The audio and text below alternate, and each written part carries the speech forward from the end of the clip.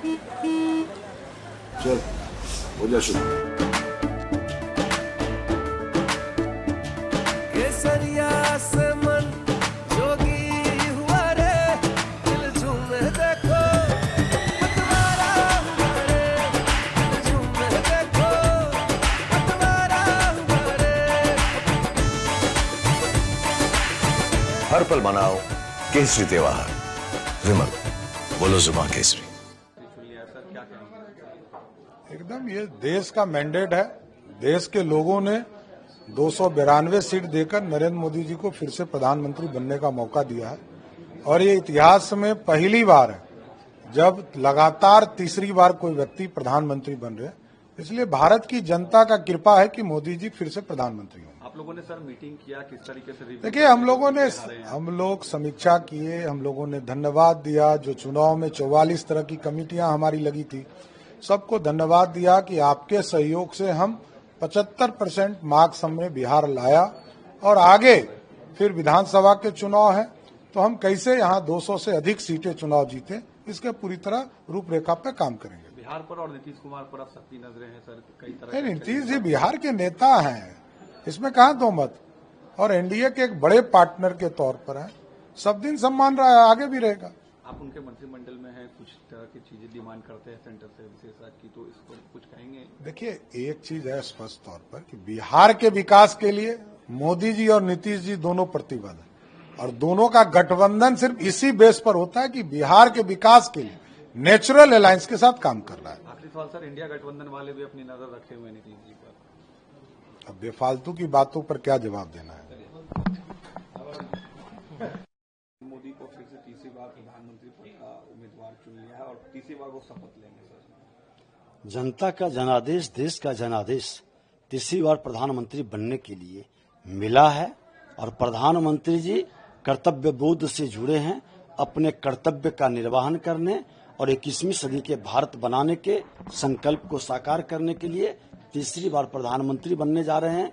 पूरे देश की जनता, हर मां भारती के संतानों के प्रति हम हृदय से आभार और अभिनंदन करते हैं कि आपने जो स्नेह और आशीर्वाद दिया है। इतने भ्रम की स्थिति फैलाने के बाद, इतने झूठ नैरेटिव चलाने के बाद, संविधान को पूरी तरह से खतरे में डालने की बात कहने वाले लोग, चुनाव आयोग पर उंगली उठाने वाले लोग, पूरी तरह से देश में एक अराजकता का माहौल बनाया था।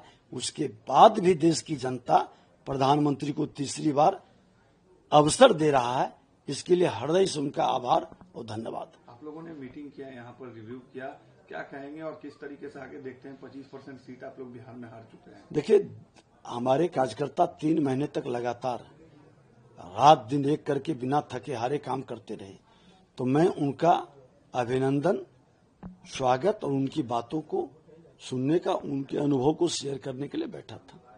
और निश्चित तौर पर एक बड़ी सफलता है। लास्ट फेज में जो हम लोग 5 सीट हारे हैं, खास करके 5-6 सीट का, उन सीट की समीक्षा हम लोग करेंगे, क्योंकि 6 चरण तक हम लोग चुनाव काफी अच्छे मार्जिन से जीत रहे थे। लास्ट का चरण में कोई एक्सीडेंट क्या हुआ है, क्या कारण रही है, किस तरह से अपराधी और भ्रष्टाचारी का गठजोड़, उग्रवादियों का गठजोड़ आज सफल हो गया, सराफत हार गई, तो उसकी हम लोग समीक्षा करेंगे। नीतीश कुमार पर अब सबकी नजरें हैं, नीतीश कुमार को बहुत महत्वपूर्ण हिस्सा माना जा रहा है इस वक्त एनडीए में, क्या कहेंगे उनके रोल को लेकर? देखिए, मुख्यमंत्री जी बिहार में हमेशा प्रमुख रोल में रहे हैं और एनडीए को उन्होंने कहा है कि हम पार्ट थे, हैं और रहेंगे, और जनादेश एनडीए के पक्ष में मिला है। तो इसलिए कहीं किसी को जो चोर दरवाजे से आके ताक झांक करते रहते हैं जनता का जनादेश प्राप्त करने की, उनको कहीं से हिम्मत नहीं है, हौसला नहीं है, वो इसी जुगत में रहते हैं। अब वो सफल नहीं होंगे, उनकी मंशा कभी पूरा नहीं होगी। इंडिया अलायंस अभी भी उम्मीद लगाए रखे हुए है और नीतीश कुमार पर भी आंख रखे हुए हैं कि शायद इधर आ जाए, यूटर्न ले ले।